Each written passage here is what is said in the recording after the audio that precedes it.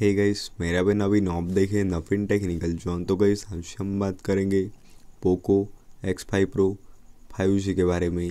And guys आज का हमारा टॉपिक है how two of keyboard sound. तो गाइस अगर आप अपने फ़ोन में कीबोर्ड साउंड को बंद करना चाहते, ऑफ करना चाहते, तो गाइस वीडियो को लास्ट तक देखिए एंड समझिए। एंड अभी तक आपने हमारे चैनल को सब्सक्राइब नहीं किया है तो प्लीज़ सब्सक्राइब कर दीजिएगा।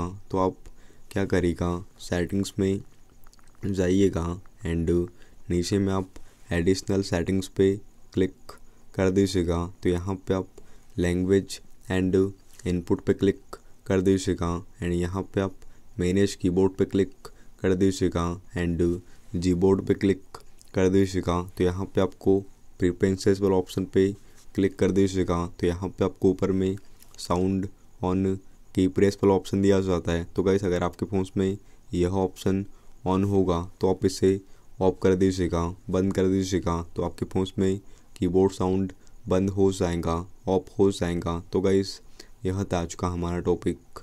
उम्मीद है गाइस आपको वीडियो पसंद होगी। आज के लिए बस इतना ही। Thank you.